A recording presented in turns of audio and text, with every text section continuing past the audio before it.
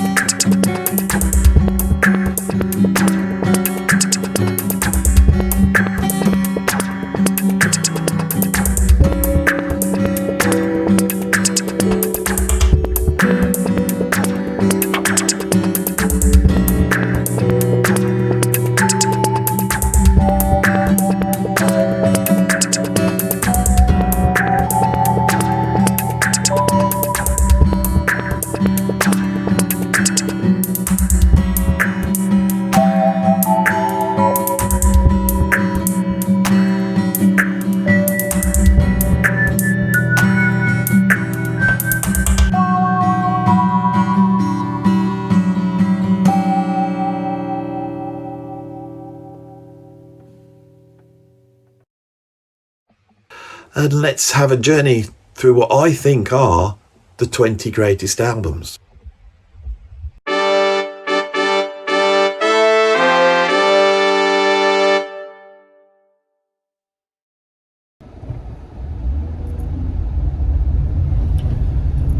Grace by Jeff Buckley came out early to mid 90s in the sort of wake of the grunge scene. The grunge scene came along and made rock serious again.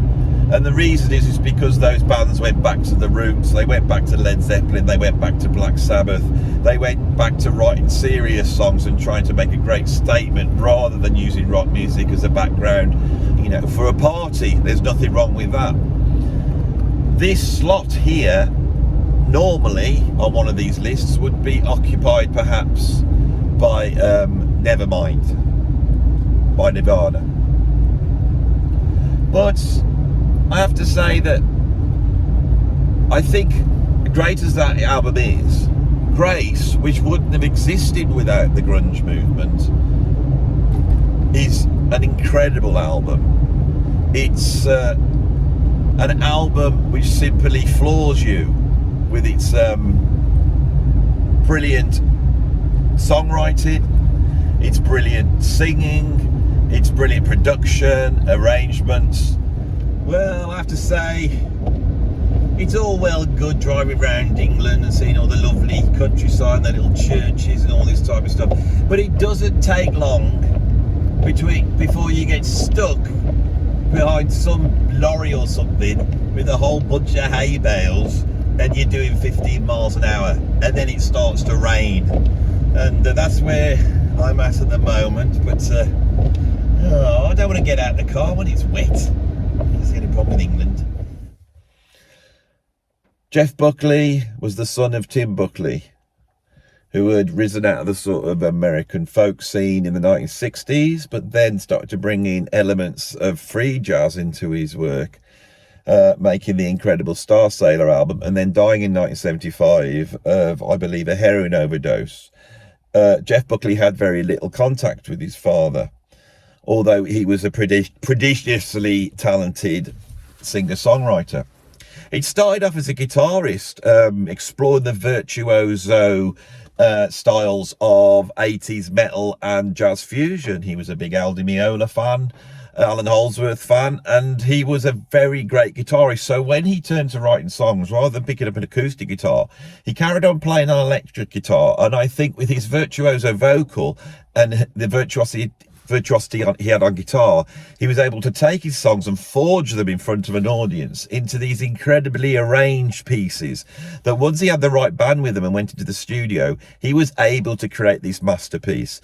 Every track on this is absolutely sublime. Tracks like Mojo Pin, The Last Goodbye, absolutely mind-blowing. And you can hear the influence of grunge, but he's much more going back to bands like Led Zeppelin and really pulling out of the rock sound the most profound aspects of that. This is a serious album. The album blew absolutely everybody away. I see it as one of the greatest albums I've ever made, and it's really fueled by Jeff Buckley's incredible genius. That genius comes with a price, of course, and he seemed to be pretty tortured mentally. Whilst working on his second album, he received a diagnosis that he was bipolar. And once he could get his hands on what was wrong with him, he seemed to be filled with elation, left one of the recording studios and went down and jumped in, I think it was the East River, I'm not sure, for a swim and a celebration. And I'm afraid his great big boots he was wearing pulled him under, and he drowned back in 1997. Another genius that was here for far too short a time. And with this album, I believe, really created a masterpiece, and a masterpiece that really is probably the greatest achievement of all those acts.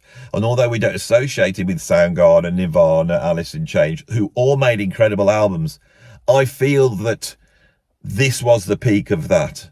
So we start on this list with an album that is jaw-dropping. I can remember when I first heard it, I just couldn't believe what I was hearing. I had to go out and get it instantaneously.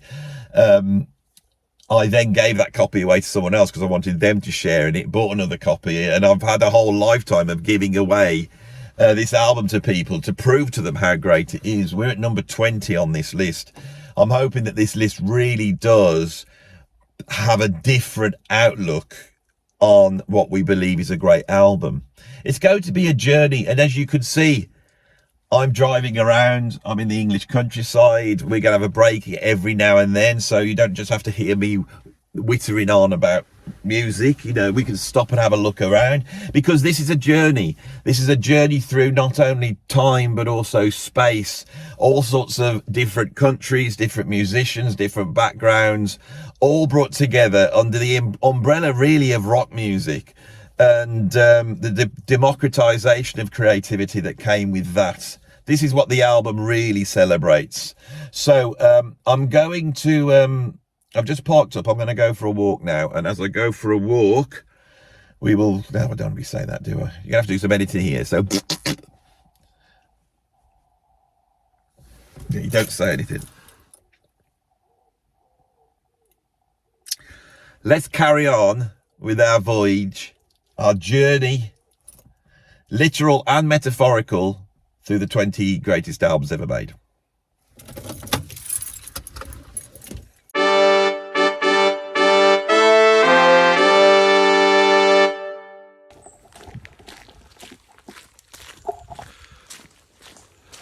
The creativity and groundbreaking approaches developed by rock music created three technical elements that in the end would destroy it.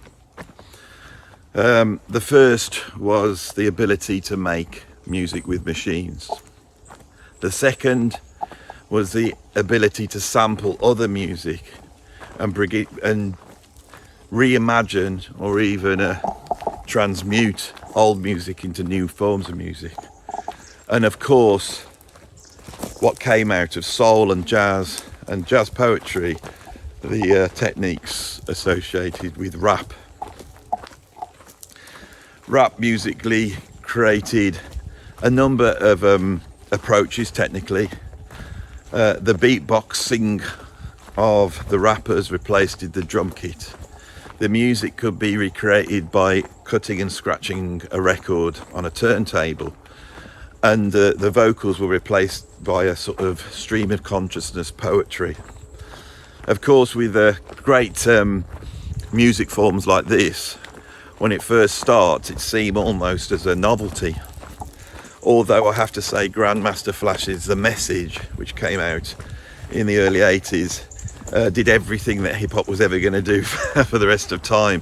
But that more politically aware, that more prophetic approach to rap was personified with a whole bunch of bands that emerged in the late 80s. The greatest of them all, as far as I'm concerned, was Public Enemy. Public Enemy contained two iconic rappers. The almost like Zoroaster like prophetic approach of Chuck D, who wasn't there just to entertain you, he was there to educate you. And then the comedic and impish Flavor Flav. They drew on heavy metal, they drew on the sounds of riots, and their run of albums in the late 80s are all masterpieces. The most groundbreaking one is probably It Takes a Nation of Millions to Hold Us Back. Of course, me being a rock guy and a jazz guy, I had no time for rap in the 1980s. And my brother bought this album, and I would be sat there listening to my David Sanborn albums in my bedroom, and he would be listening to this, you know, which sounded like a bunch of guys shouting over a riot that was going on. And then it struck me, this was heavy music. This was something else. And I went out and got the album myself. I then subsequently, for many years, bought every single Public Enemy album as it came out. This is an incredible band.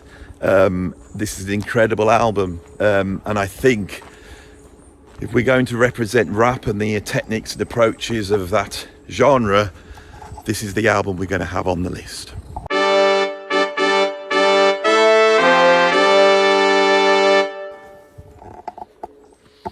rock and roll is where it all began.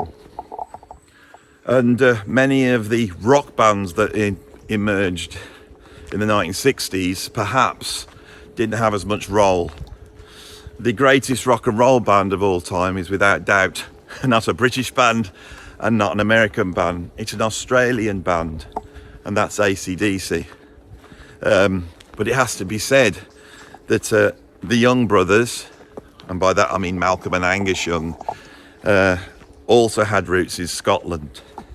The Scottish and the Australians probably joined by a much more visceral approach to their culture, and aided by their older brothers' production, AC/DC were to become, in my mind, the greatest rock and roll band of all time.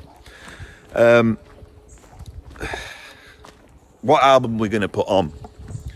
I believe that with the release of Let There Be Rock in 1975, 76, not too sure when, I think 76, maybe 77, they had a run of masterpieces, and any of those albums would represent them. The problem we have with AC/DC is that you want to represent the incredible early gutsy version, the Vander Brothers production version, which is probably best represented with Power Age.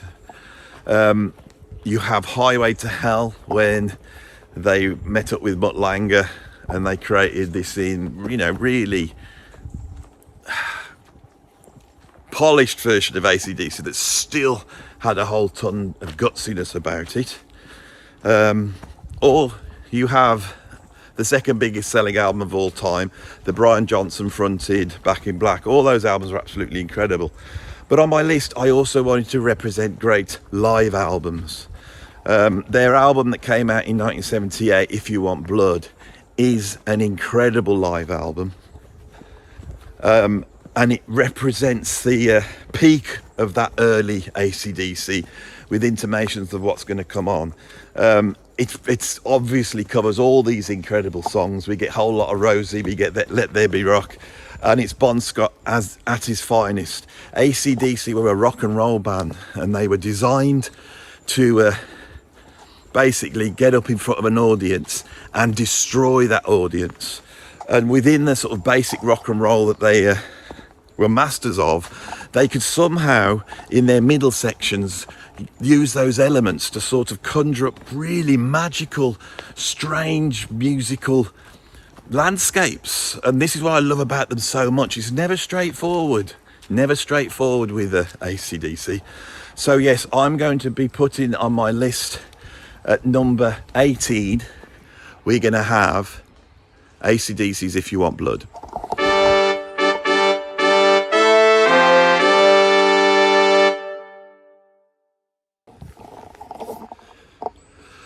At number 17, we have My Life in a Bush of Ghosts, that was created by the lead singer of Talking Heads, David Byrne, and the keyboardist of Roxy Music, stroke master producer, Brian Eno. My Life in a Bush of Ghosts eschews those styles you would associate with Talking Heads, and actually tries to create an album out of found objects, loops, samples, little speeches, all sorts of different things. And coming out in 1980, I always felt that this album was so important for really establishing the approach of sampling and how that will be used in the future. It's also a very great album. I enjoy it very much, even though it's pretty avant-garde in a way. It sets up the standard that I think we're going to see in the 1980s, but it's so ahead of its time. We don't hear David Byrne sing. We don't really hear Brian Eno do anything musically particularly. The album is something else altogether. It's an incredible album. And as you could see, I have decided to present this album to you standing on this railway track. Now, this is a real railway track. Trains do come down it, and I am not only breaking the law but risking my life in doing this. I hope you appreciate that. But I bet you it's a great shot, isn't it? Anyway, shall we move on?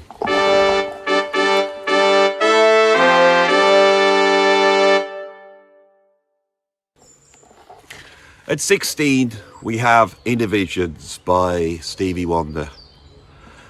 Stevie Wonder is probably one of the most ultra-talented musicians ever to grace the field of popular music, coming out of jazz, rhythm and blues, and soul to some extent. This guy could play everything. He was an incredible writer, an incredible singer, a virtuoso harmonica player, and a visionary in the studio. Obviously, he is well known for being blind, and you feel that Stevie Wonder had a vision through his music which was far more profound than us normal mortals. Signed to Motown, they don't quite know what to do with him in the early days. He does all sorts of different covers, versions, instrumental albums, all sorts of different things.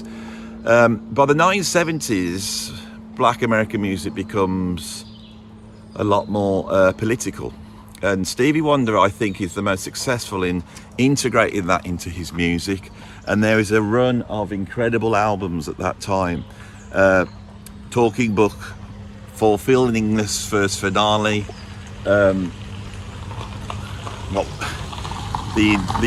what's it called? It's The Cars Put Me Off. The famous double album that they did, you know the one. And of course the bonkers Secret Life of Plants. What's his fact? Because the thing with Stevie Wonder is, right, is I was going to put this other album on the list, the big double album. That's what everyone's going to put. And I can't remember its name, and it's because my brain has obscured it. You know why? Because I think that Inner Visions is the one. Inner Visions is the profound one. And again, it's a single album in which every single track is absolutely incredible. And he tells a story across that album. Not a literal story, but he takes you on a journey, which there's not one point on that album which is not absolutely sublime. And that's why I put it up against the album Songs in the Key of Life. Hey, you cocked this one up, Andy, didn't you? And it was bloody Stevie Wonder as well. Never mind, Stevie, I do apologise.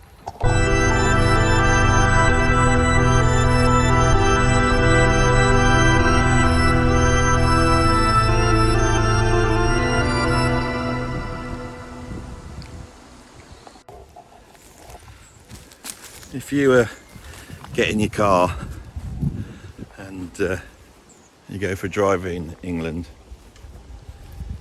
it doesn't take long till you find a little church like this. If you're lucky to get out into the little villages that are out in the English countryside. I'm just driving through this village and happened to cross this incredible church, St Kenelm's. It's absolutely beautiful. You might want to know why I am having this little sojourn through the English countryside, through little villages, you know, taking in the English aesthetic. Why am I doing this on this video? And I think it's because I know that this video is really important. It's really important for my channel. This is the list, isn't it? And I felt like I wanted to embed into that this aesthetic. As a counterbalance. There's a subtlety to places like this, which counteracts some of the bombast that we are exploring on this video. It looks like the church is open. I wonder if I can get in.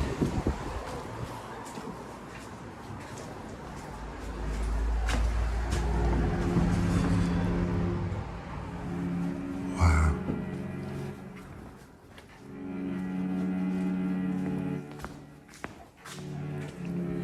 This is incredible. Wide open, nobody here. Open so people could come and pray.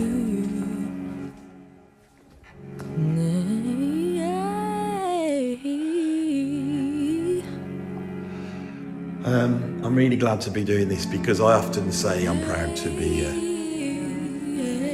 English, British.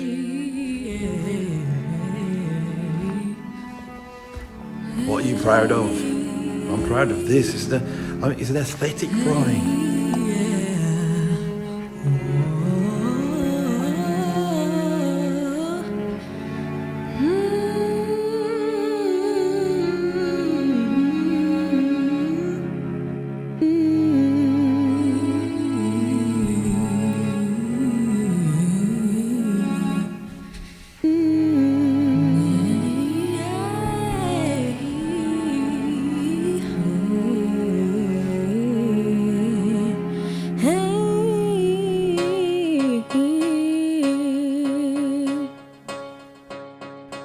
Enfranchisement here, and that's 1270.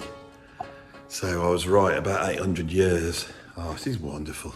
If you think this is something special, it's not. I'm literally just driving along. I don't know where I'm going, and every time I see something that looks pretty, I stop. And this is going to go all the way through this video, so I hope you enjoy it. I am. Beautiful. Let's carry on, shall we?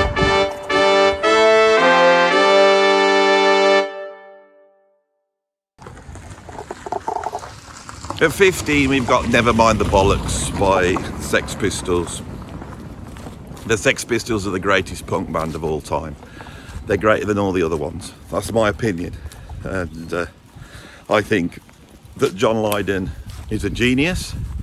And I think the guys that backed him up in the Sex Pistols were a great hard rocking band. They had a different aesthetic to all the other punk bands, and we were a reaction, you could say a working class reaction, to the sort of college punk that was coming out of America, you know, the sort of stuff, New York Dolls, Patti Smith, Iggy Pop and all that type of stuff. Now theirs was a rally cry, really. That's what the Sex Pistols were. Of course, they had a great manager in Malcolm McLaren who wanted to market them and sort of show off his Svengali-like ways, trying to make out that they had no talent and the whole thing was a con. Of course, this was not the case. But actually, as an artistic statement, a great band that did have something to say and were immensely talented, but marketing, not necessarily themselves, but being marketed in a way that pushed forth all the sort of shallow commerciality, which John Lydon then perhaps lampoons or critiques in a much better way with his Public Image Limited, basically doing the opposite and taking away any semblance of corporate marketing or imagery. Never Mind the Bollocks is a great album. It's a great sounding album. There's a whole ton of absolutely classic songs on there. John Lydon is an incredible singer, powerful, with authority, a great vibrato, but he doesn't just shout his mouth in a Cockney manner like so many other bands at that period. He's commanding, and he's the product of all the music that's gone before, whether that be Captain Beefheart, or maybe Peter Hamill from Van der Graaf Generator, or maybe even Jethro Tull, you know, or maybe even a little bit of AC/DC. All that's in there, combined with music hall, Shakespeare. I always felt that one of the biggest influences on John Lydon's image in the Sex Pistols was Laurence Olivier's version of Richard III. It is so profound, so great. I saw the Sex Pistols in 2008 when they got back together, thank God, because they'll never get back together again. I was very moved by it. I felt like I was witnessing one of the great rock bands. They were tight, they were heavy, and it sounded fantastic, right? They were a great band, and John Lydon is a poet and a great Englishman with a little bit of Irish in. Never Mind the Bollocks, the only album they really ever made, and an absolute masterpiece. Has to be on the list.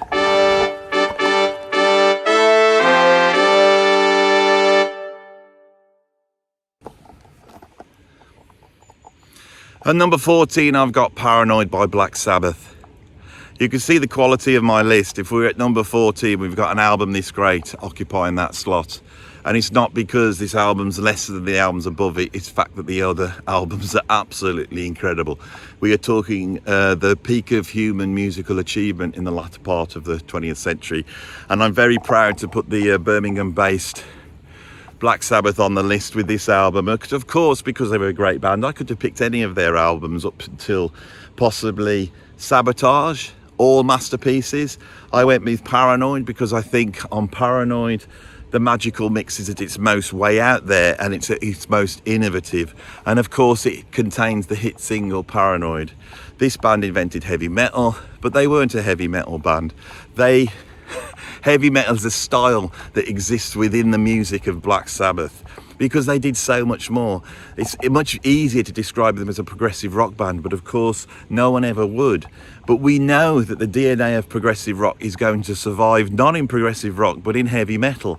And every heavy metal band that emerges in the 80s onwards has some aspect of the pomp and the multiple genre, weird virtuoso approach to making music. And tempering that with sort of dystopian themes, Satanism, all delivered by Ozzy Osbourne, who was a man, much missed already, who was able to do it all with love. It's not like Norwegian black metal, which is a bunch of kids trying to seem like they're evil. It wasn't that. No, Ozzy was full of love and full of fear for the things he sung about. War Pigs off this album is an incredible anti-war song, absolutely incredible, with very profound lyrics but delivered in a way which is not pretentious. Black Sabbath were never pretentious, one of the great bands of all time, and I'm really chuffed to have them on this list.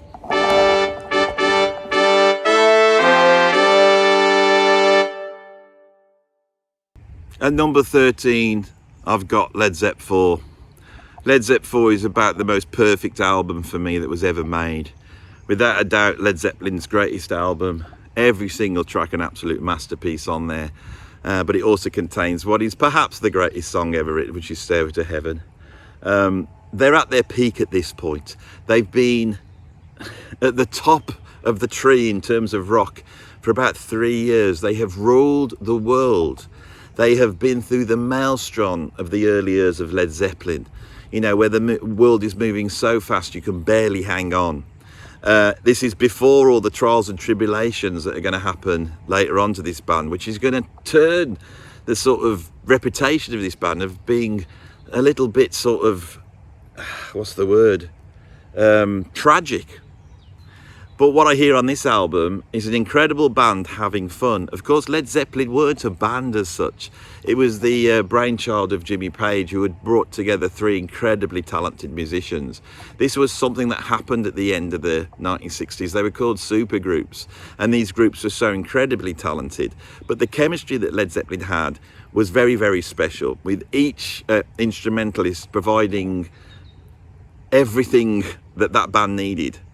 Led Zeppelin IV for me, with the opening Black Dog, with that sort of stop-start riff inspired by Oh Well, perhaps, by Fleetwood Mac.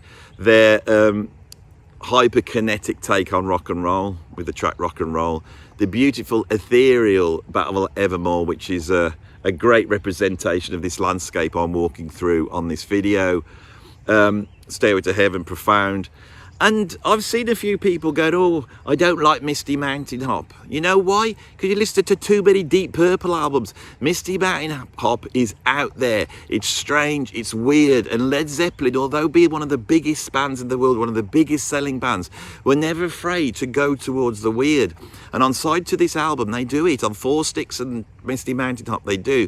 We get the beautiful Joni Mitchell inspired Going to California, and then probably the greatest iteration of American blues by a British rock band, When the Levee Breaks, which pretty much also lays the groundwork for hip hop. This album's an absolute monumental masterpiece. Led Zeppelin IV, or the Untitled album, or the 4th album, or 4 Symbols, as I am, you know, rocking today on my t-shirt. The mighty Led Zeppelin, one of the greatest bands in the world, and with this, one of the greatest albums ever made.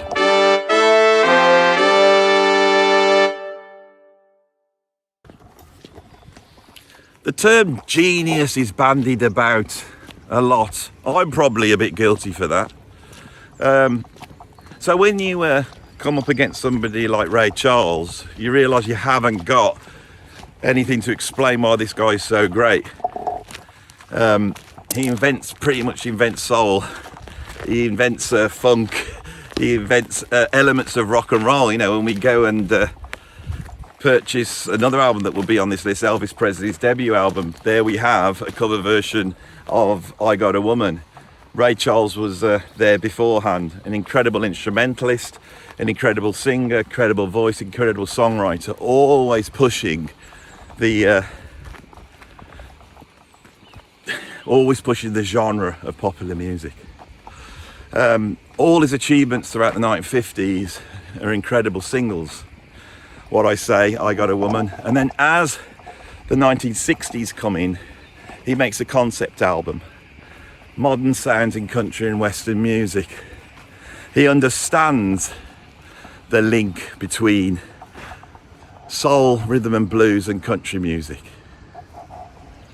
And this album does something which is forever going to happen within popular music, where black soul, rhythm and blues artists take their lead from the incredible songs of country music. I haven't got a country album on this list. I didn't want to open that door, and I'm not an expert, so I hope that this album also represents that genre. A brilliant album.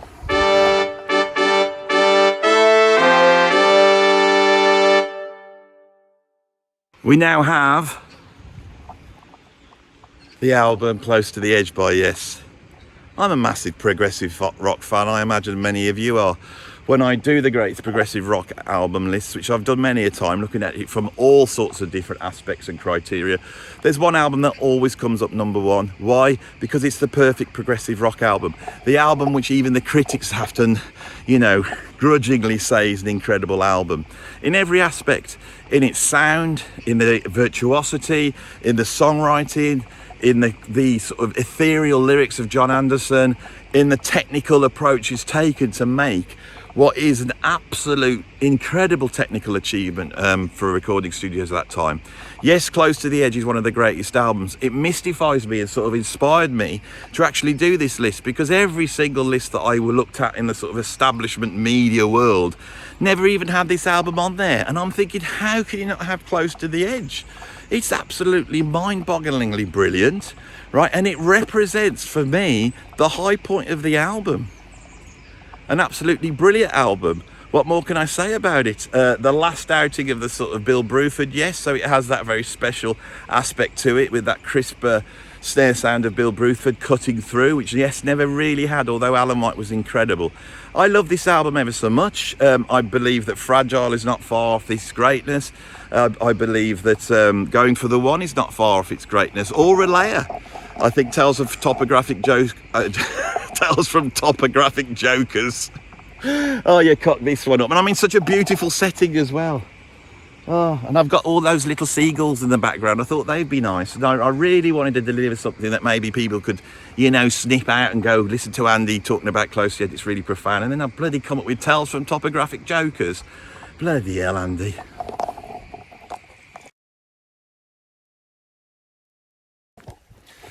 Well, we're at the halfway mark, done the first 10, and now we're going to go into the top 10. I'm actually now walking through this incredible orchard full of lovely red apples. A few plums, look at these plums. And I hope you're enjoying this sort of little odyssey, which serves as a subtext underneath this video, as a sort of a celebration of the English aesthetic. Something I am very fond of, and hope you're enjoying this. So without further I'm getting puffed now.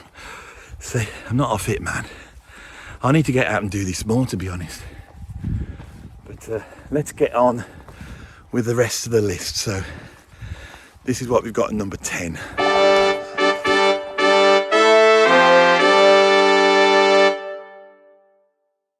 I'm not the biggest Bob Dylan fan in the world, but I acknowledge his genius. But I find it quite difficult to listen to any of his albums. I didn't really get him until I went back and listened to his first few albums up until Blonde on Blonde in order.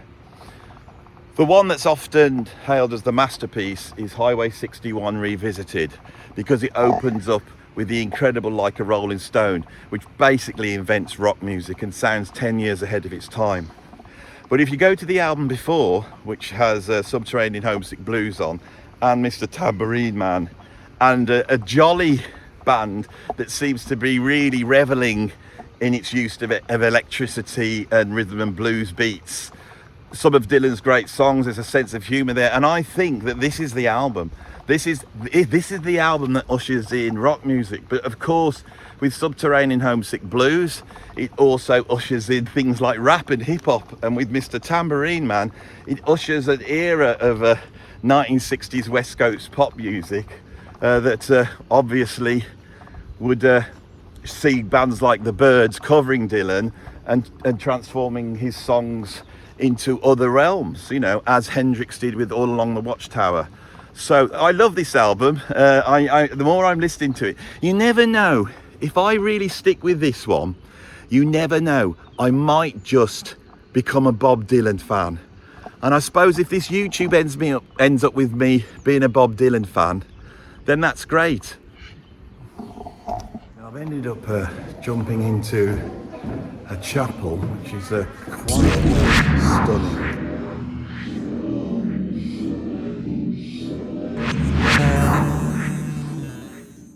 This chapel here is called, I hope you can hear me okay, it's called Witley Chapel, or Witley Church, and it's part of what used to be a great big stately home, which we're on the grounds of, called Witley Court. Now, behind me, you could see the ruins of Witley Court. Alright, so I wanted to drop here because I'm going to tell you a really interesting story about Witley Court and where we are now. In the late 60s, apparently, Bob Dylan was up in Birmingham gigging, and he hooked up with some of the guys from Traffic, I believe. It may have been Dave Mason he hooked up with, and he wanted to have a trip down to here, down to Witley Court.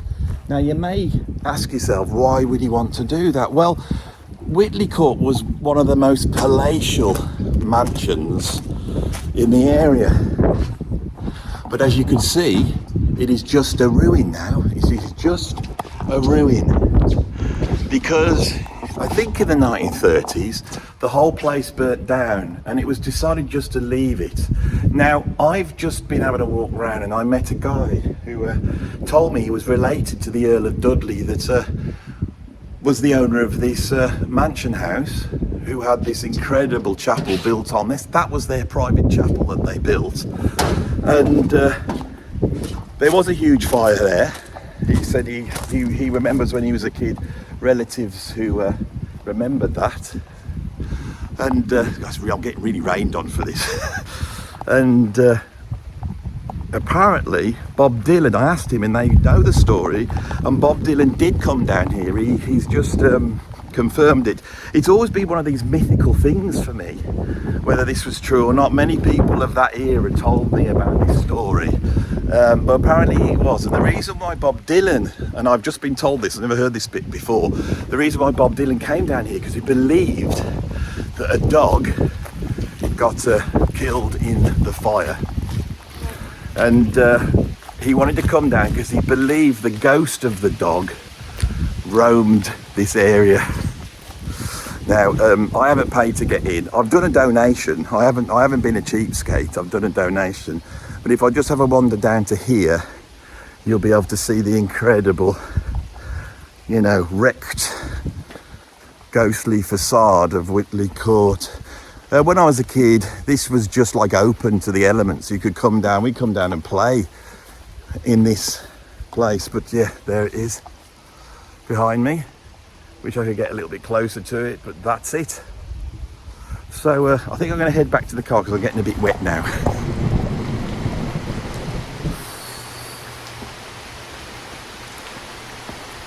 I don't know if you can see this. Oh, where am I? I'm bloody drenched. I can't find my car. I'm getting a little bit miserable now with all of this, to be honest. A bit fed up. I can't even remember where I was parked. I can't find. Oh, it's over here, isn't it? Bloody hell, this is miserable.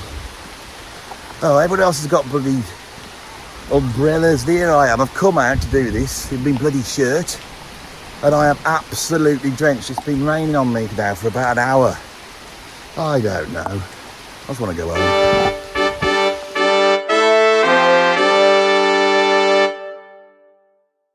There's a lot of rock on this list, a lot of pomp, a lot of gutsy riffs, but every now and then you've got to sit down and you've got to contemplate the meaning of life, the universe and everything. For me, the greatest songwriter of the second half of the 20th century is Joni Mitchell. She took what Dylan did and combined it with her love of vocal jazz, especially Lambert, Hendrix and Ross. In other words, she loved a beautiful melody, and she was able to forge melodies that were so complex that they were able to take the wordiness and literary floweriness of Dylan, but also not sacrifice that to the melody. She was so much more interested in just folk music, and as the 1970s developed, she brought in elements of jazz, making Hejira with Jaco Pastorius and Pat Metheny, which I don't think Pat Metheny's on that, I can't remember.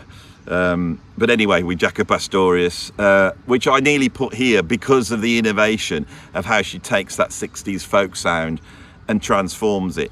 But on Blue, it's the summation of everything she started out doing. It's that mixture of the incredible personal, the ability to open up herself and show you the most painful aspects of her personality, but that's holding hands with the transcendental, with the metaphysical. And she can do that on the turn of a line.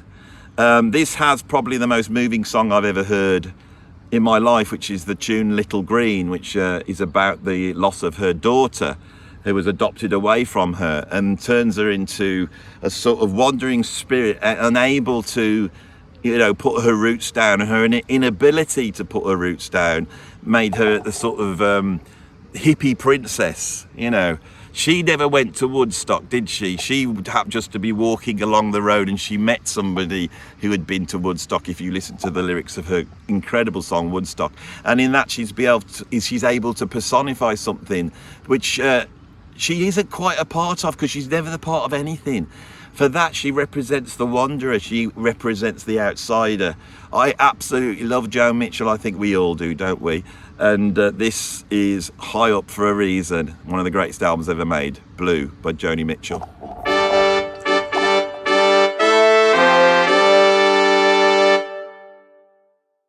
I've walked down into this valley, through the forests, crossed the railway track.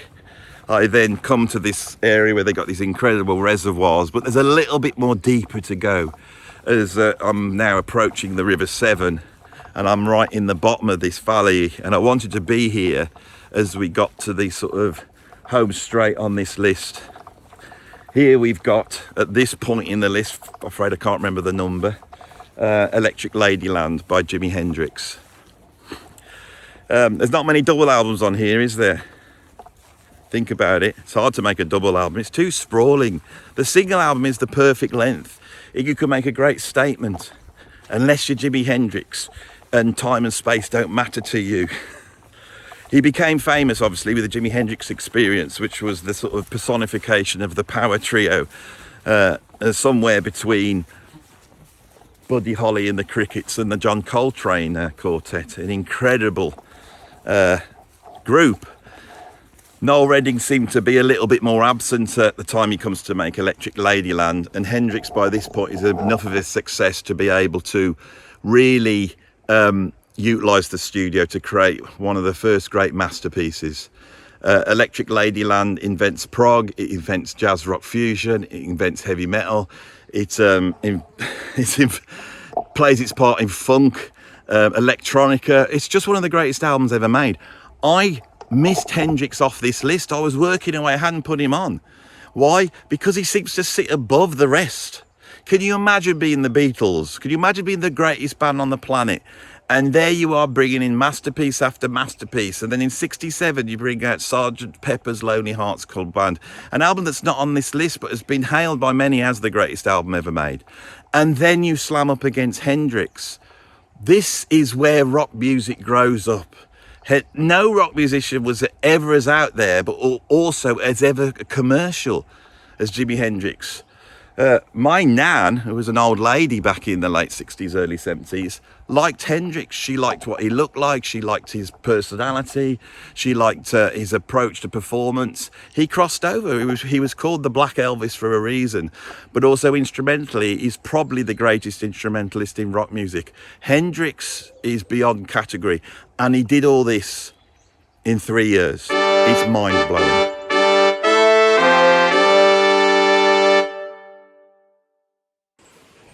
Oh, bugger.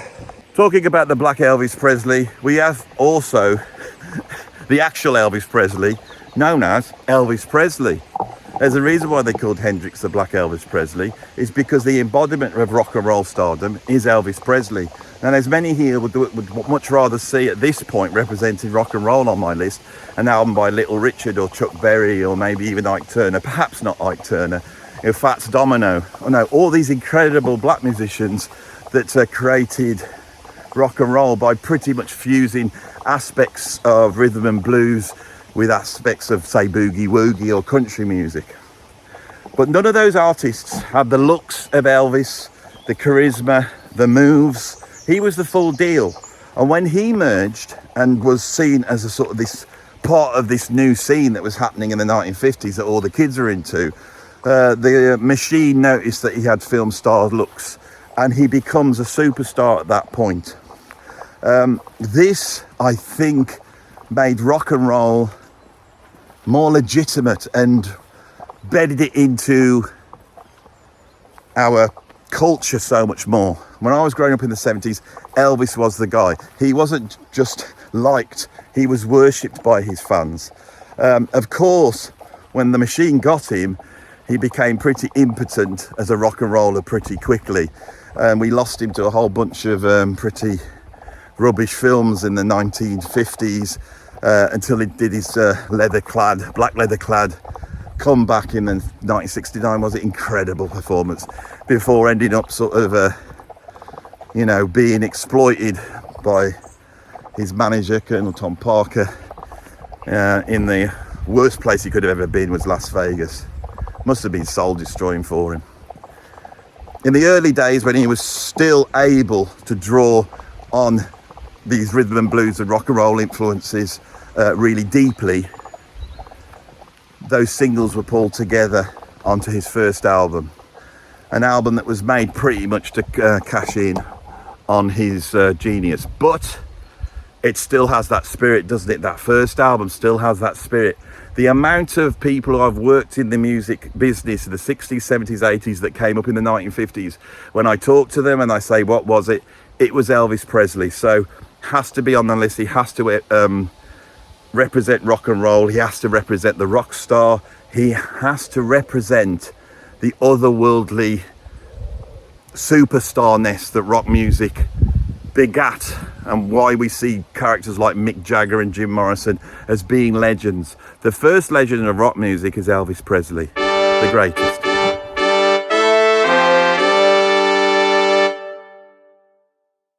Halfway through doing this list, I realised that I wasn't sticking to my guns. I wasn't championing just pure music, the sort of music that I think is absolutely mind-warpingly incredible. Those albums that you put on and the actual musical achievements of it just blow you away. And so I thought, where am I going to put my favourite album of all time? Where am I going to put it? Well, I'm putting it here at number 6. If it was completely subjective, this album would be at number 1. This is the greatest album ever made for me. Visions of the Emerald Beyond by the Mahavishnu Orchestra. I did suggest that I will be putting the Inner Mountain Flame on. That, of course, culturally is the album. That ushers in, more than just jazz rock, it ushers in aspects of heavy metal, of progressive rock, spirituality in rock music. It really represents something, and I know that. But what it represents is this musical achievement which we see built upon by John McLaughlin, one of the great geniuses of the 1970s musically. And for me, Visions of the Emerald Beyond is absolutely mind-warping. Everything comes together on that album, and it sounds absolutely incredible. In the 1980s, when the sound of popular music was defined by Trevor Horn, his great influence on creating a certain sound that we can hear on tracks like Welcome to the Pleasure Dome or maybe ABC's Lexicon of Love was inspired by Visions of the Emerald Beyond. When I interviewed Narada Michael Walden, he said to me that when he was doing those Whitney Houston albums, that was influenced by Visions of the Emerald Beyond. I think for those in the know, many people like me know that this is one of the great albums ever made. So I've stuck it here at number 6, whether you like it or not. Go and have a listen to it again, close your eyes and listen to the music, because we have to have albums on here that are just musically brilliant. We have to have them, or we just fall into the same trap that the sort of hyper cool music critics do, where all we're going to talk about is the cultural aspects and wear these albums like a badge of how cool we are, when in reality our ears aren't able to take in something like Visions of the Emerald Beyond. Am I an elitist? Yeah, but I'm an elitist to the quality of the music, not in the quality of my cultural status. I think I've ranted enough about that.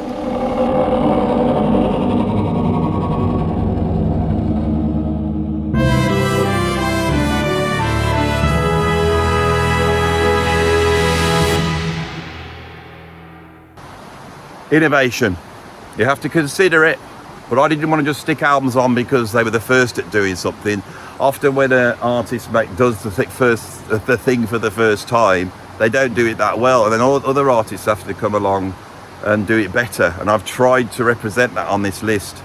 So who is the most innovative, influential band in music history? It's not the Beatles, it's Kraftwerk.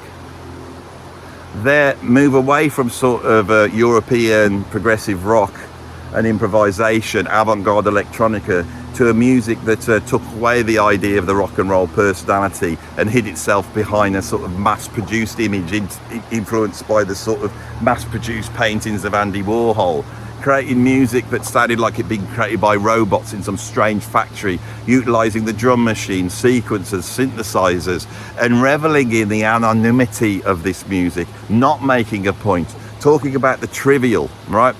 And at this point with Kraftwerk, it's high art. Now, pretty quick, once they'd created this style and done their masterpiece Autobahn, they then go into the studio and make an album called Trans-Europe Express. This is one of the most beautiful albums in rock music history. If you go and put it on now and listen to it, it will sound like it was done yesterday. This album could have been made, and there are very cool musicians out there in their little studios not doing this music with the actual machines and tape. They're doing it with plugins and thinking they're great. Why? Because of Kraftwerk. This is such an incredible achievement. I know a lot of the audience here don't like it. I've got it up at number 5. I've put this as the most... This album I was nearly going to put at number 1. And the thing that puts it over for me is just how beautiful it is, how musical it is. These were great musicians, and they understood the art in the artifice that they were promoting. One of the great albums of all time. I'm really proud to have been able to put it on this list because it never gets there, and it should. The most influential album in the second half of the 20th century, undoubtedly, Trans-Europe Express by Kraftwerk.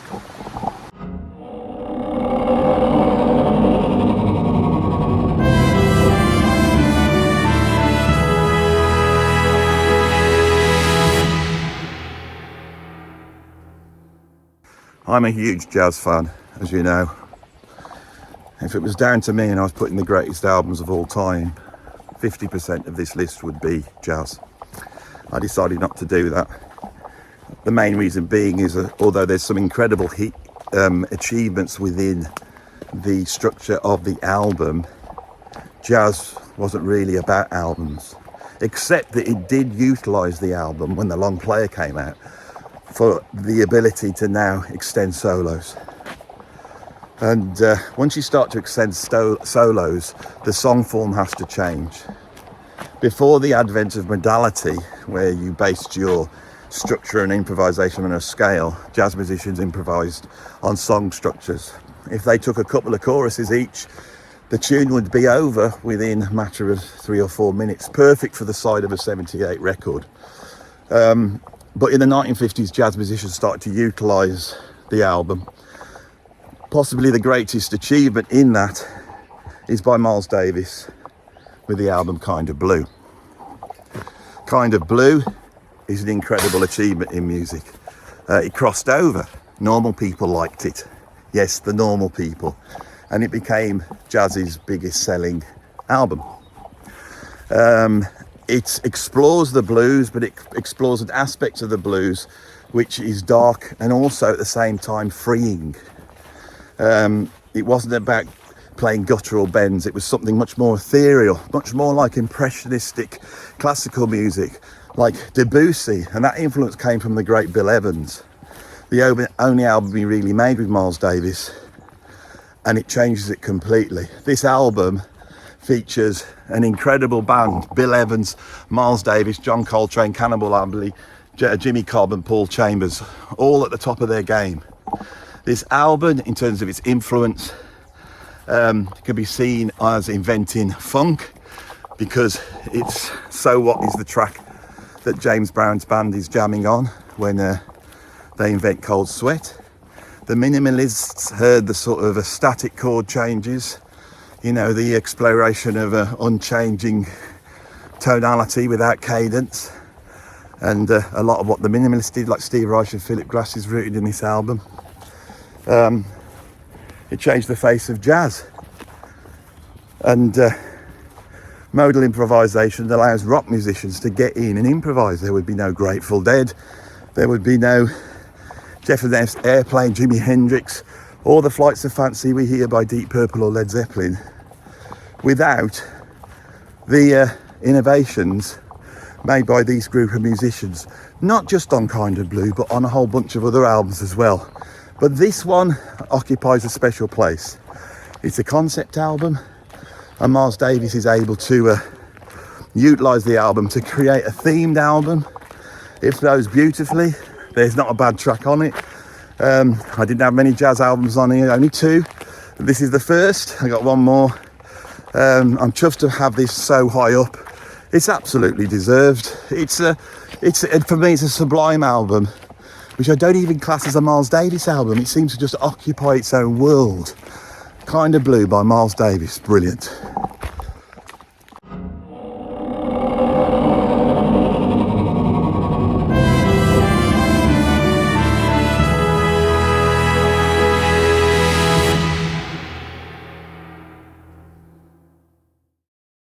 I've done a great big circle of these reservoirs.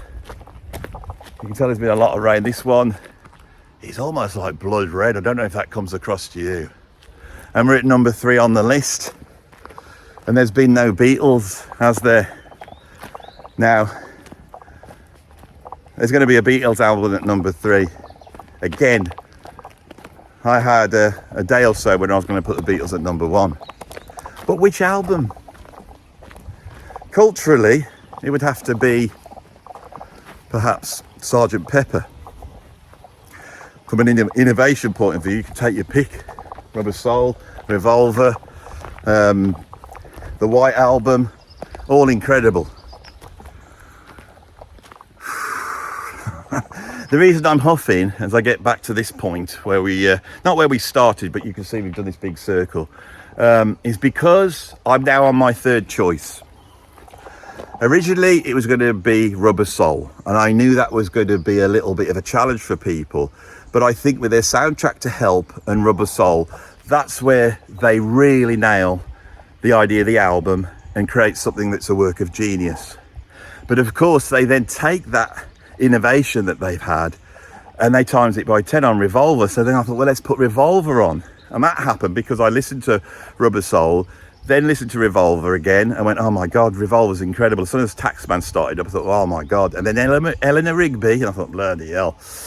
And of course, we get to Tomorrow Never Knows, probably the greatest track of the 1960s. You know, we would have had no dance music in the 1990s without Tomorrow Never Knows. This is the weight of this band. But then I thought, you've done this already. I spent 2 weeks ranking the Beatles album. That meant listening to every album twice for 2 weeks and going through them with a mathematical system. And I surprised myself when I made Abbey Road the greatest album by the Beatles. So that's what we've got at number 3, Abbey Road. The Beatles story is one of an incredible band that they stuck in a room in 1963 or whenever it was. George Martin just recording them, and they sounded amazing, and they had their own unique take on rhythm and blues from America. Then they go... Oh. Got you. Do apologise, my battery ran out. Just as I'd got round my circuit of those reservoirs, my battery ran out, and I was all about to go into my Aren't the Beatles Great monologue, where I was going to say that they went in the early 1960s with George Martin, and he basically recorded an incredible live band. But then they went through the discovery of the recording studio, and each album is not only exploring what the recording studio can do, but it's also utilising the recording studio so that via the album they can turn this pop music into a massive art form and something which is a huge cultural force, making the Beatles the most important band in music history. And then when the band reached the peak of what they can do, and then you have people like Cream and Jimi Hendrix coming in, and they start to lose a little bit of their sort of preeminence. They have a little bit of a crisis, I think, at that point. They're all multimillionaires. They want to do their own thing. The tensions that were holding the band together in the early days now start to show. And they decide to try and solve that by going back to what they were, which was a great band, and they make the album Let It Be, which was originally this idea of, why don't we just rehearse a whole bunch of songs and then play it on the roof of the studio? A bit stupid to do when it was in the middle of January and freezing cold. Anyway, it seemed to break the band up as much as it brought them back together. But with that sort of band in a room together, they then go in and pull all these aspects together on their last album, proving how great they were, because not only did they go off with their with a great album, they finished their career with perhaps their greatest album, and an album that on my list has come out at number 3 in the greatest albums of all time. This album is great for its song structure, the production, the sound, which really is laying the groundwork to what sort of big, you know, blockbuster albums are going to sound like in the 1970s, and of course has one of the most iconic covers. And is this the first album to not feature the band name or the title on the front? If it's not, it's probably the album that allowed bands like Led Zeppelin and whatever to, you know, ELP to be able to do that. Bands that wanted to be seen to be at the power of the Beatles, where you don't need to put your name on. All you need to have is you just crossing the road, crossing the zebra crossing, crossing the Rubicon. It's all metaphorical. There they all are, striding across. Where are they going? They're going into their collective futures. They're not looking at the camera all together. They're all walking off. They're in the same direction, but when they get to the other side, they could easily shake hands and go a different way, couldn't they? Everything has a meaning, you see, and that's a very powerful image, you know, those sort of black and white stripes in perspective, the English normality of that road, but with these superstars, you know, inhabiting it, turning that little part of England into a place where, you know, millions of sightseers, tourists are going to go and try and recreate it, never being able to do it in the same way as them, because they're perfectly in step, because the Beatles were. My battery ran out, of course, as once I'd done the big circle of that reservoir. Now, I never planned this. I can tell you why I came here. I came here because when I was a little kid at school and I got into the last year of my first school, we were put into different houses and we got house points for good behaviour. And then on a Friday, our teacher would tot up all the house points, and each house, which only had about 4 or 5 people in, would win. And when you won, you got a trip. Not you arrive at school, then the teacher would take you on a trip in their own car to Trimpley Reservoir. This is where I've been. And we would do that walk down there and around the thing, and we'd have a sandwich and a drink or whatever. And it was a massive treat. It was a huge treat for us to go to Trimpley Reservoir back in the mid-70s from school. And I remember, I think it happened twice to me.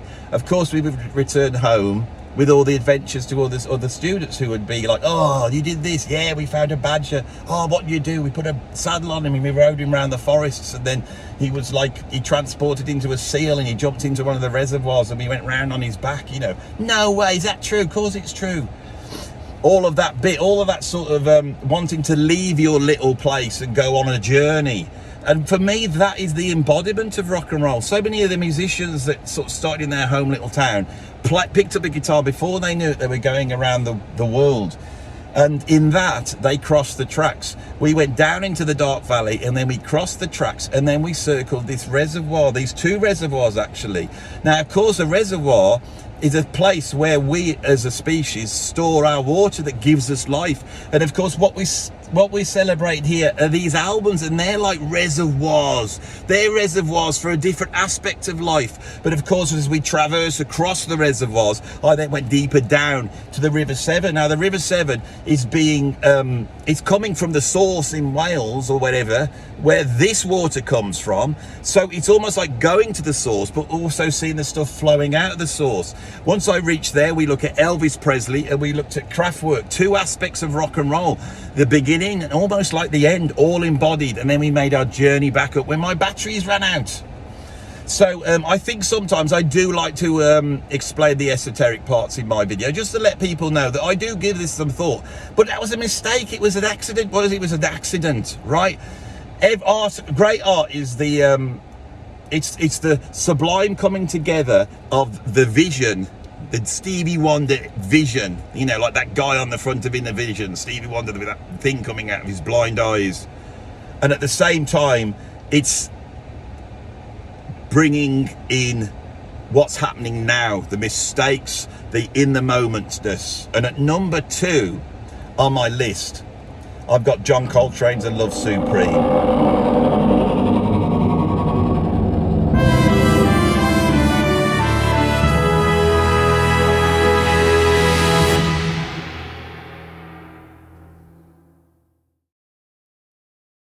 Now, believe me, it troubled me to put this at number 2.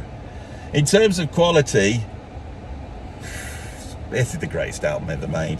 In terms of just sublime, spiritual, beautiful music, this is the greatest album ever made. There's so many jazz musicians that they live by this album, and I'm one of them. I used to listen to it every single day. And it's not really an album, it is literally a prayer. And people say it's in like 4 movements. When we say movements, it's all joined up. You have to remember with the Love Supreme, and someone said this in the comments, you know, when I mentioned it last time, and it did stick in my mind, you know, it's the obvious really. These musicians were coming in, a band that had a chemistry unlike any other band, you know. The Coltrane Quartet at this point are almost like one unit thinking as one. Coltrane is the conduit between this world and the next almost. I mean, look at the light that's happening now as I start to talk about this.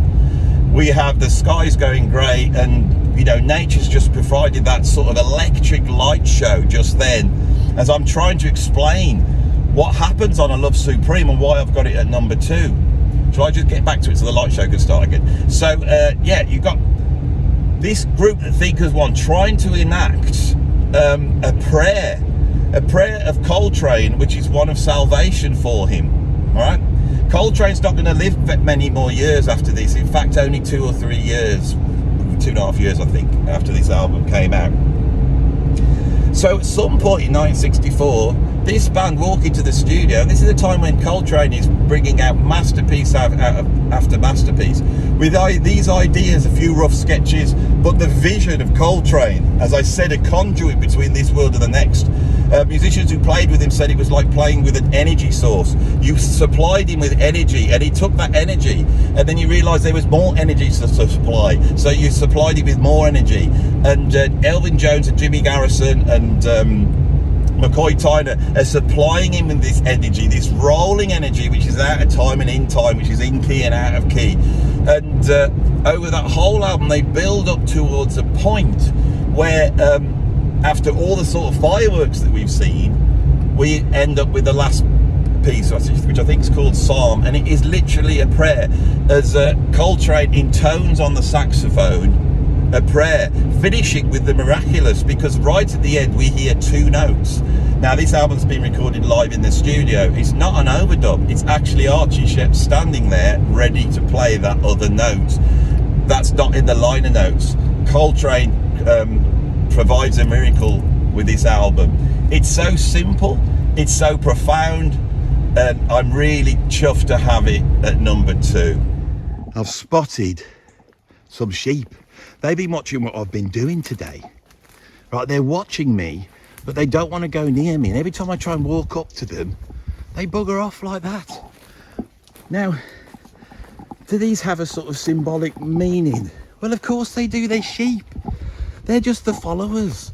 They don't want to challenge the narrative at all, do they? The old sheep. They are literally sheep. But I've got them cornered now, I think. Are they violet sheep? They're running away. Where are they going? They're making sounds as well. And that one there has got a huge pair of testicles. I don't know if you can see that. You know, so I didn't know that sheep had such a large private parts. I mean, there's going to be a lot of testosterone in that one. He could attack me. But they're not going to attack me. They're going to run away. They're frightened. They're frightened by the truth. You know that? They're frightened by the truth. Sheep. You damn sheep.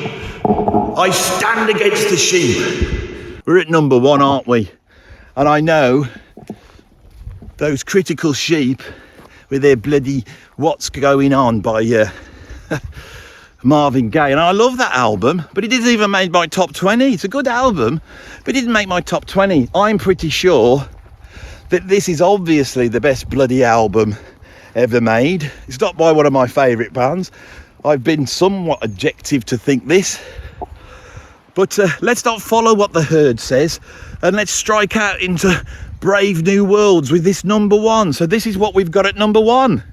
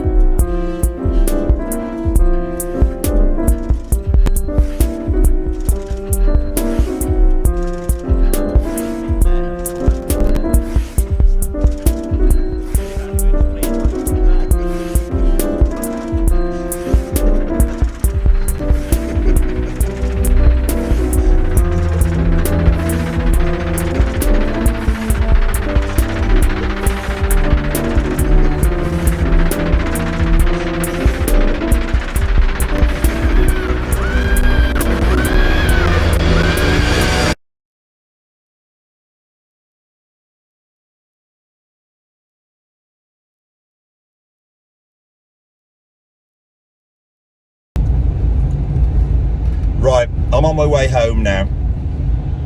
We're on our way home, nearly at the end of my video, and we've arrived at the number 1 slot.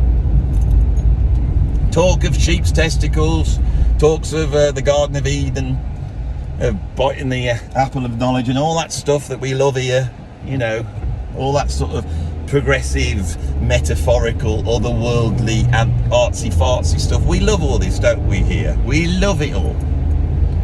The album is all about that.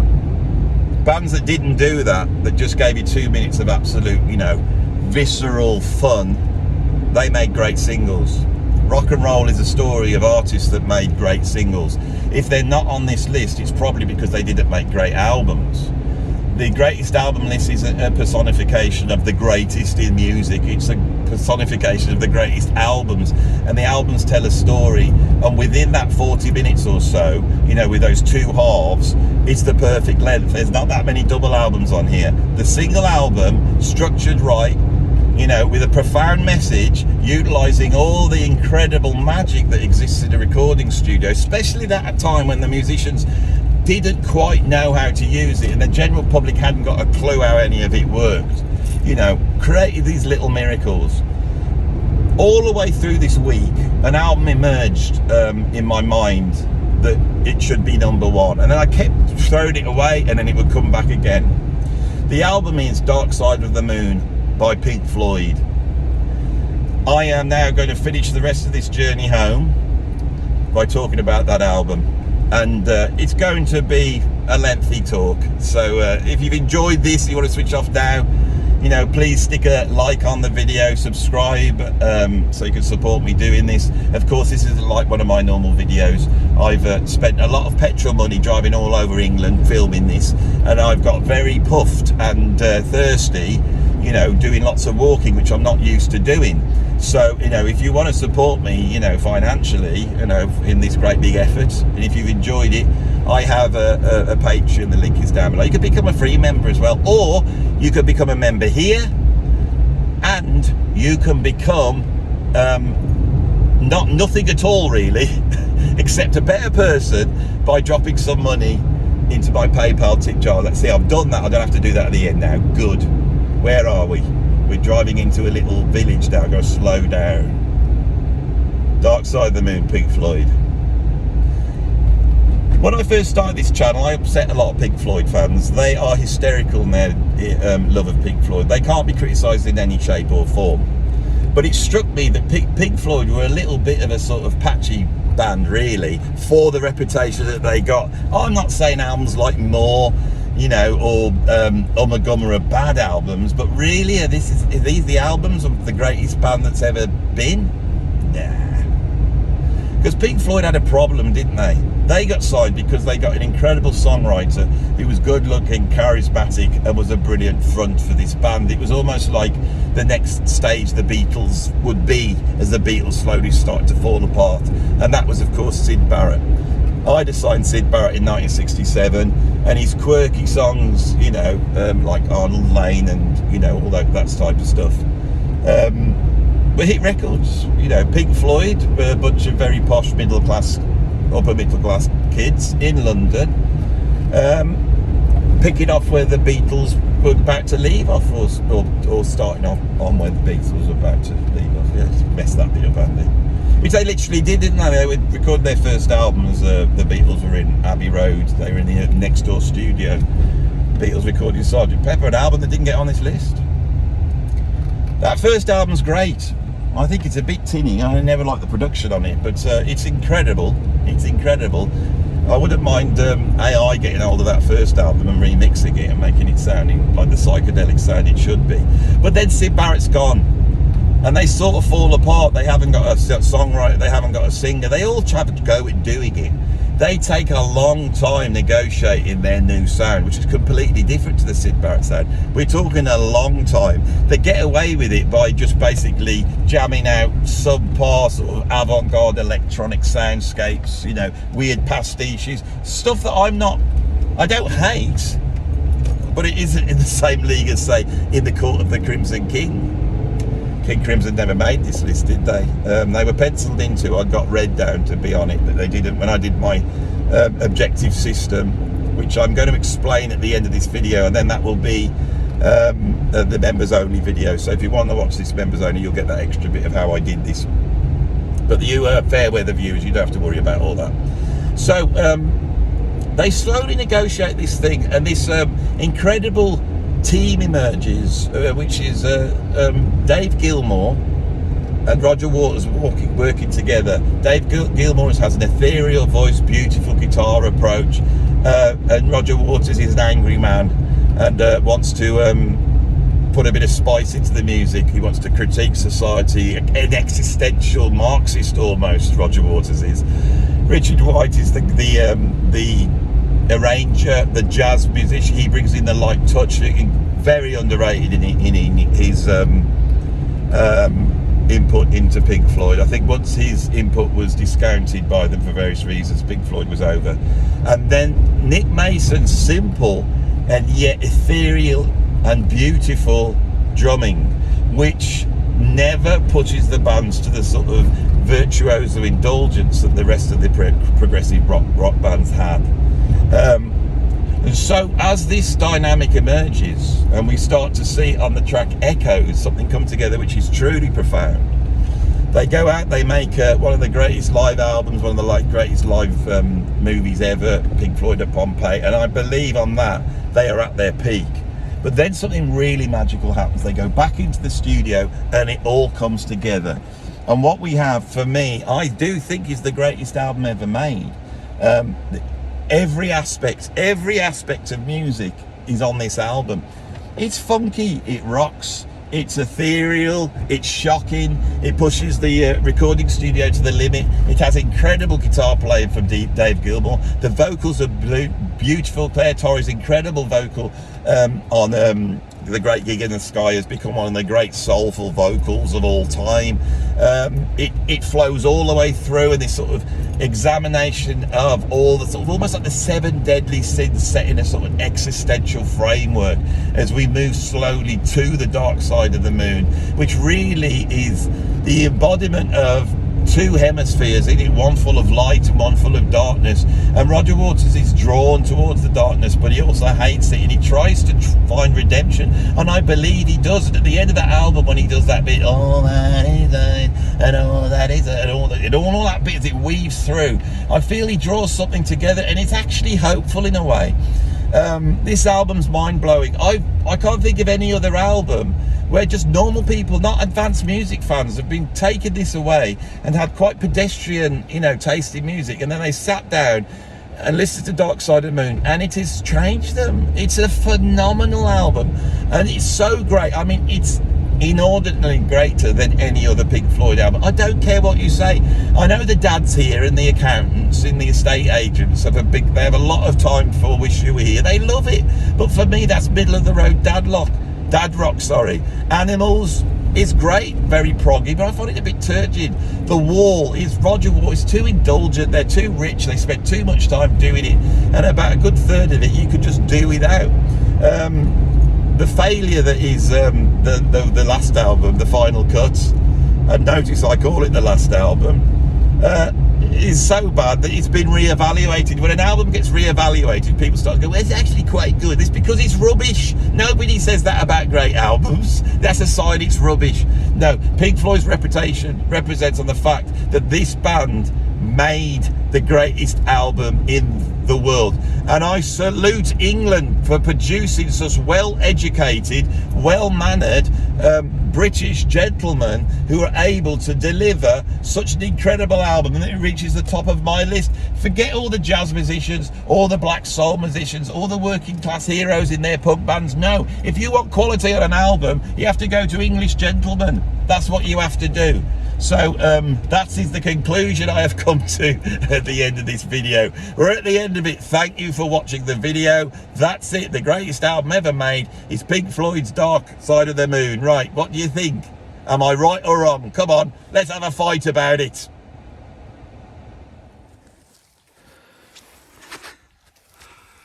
Well, we've got to the end. I enjoyed that, but not as much as being sat out here in this credible landscape.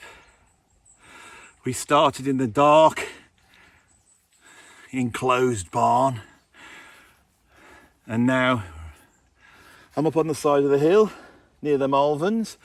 In fact, the Malvern Hills are just over there. You won't see them if I point the camera that way. So there has been sort of a journey to the sunlit uplands. But what have we learned from doing this? Well, it all seems a little bit pointless, really. What we're doing is we are celebrating a time that has come to an end. And the album reminds us of our life. You know, those of us who grew up through that time.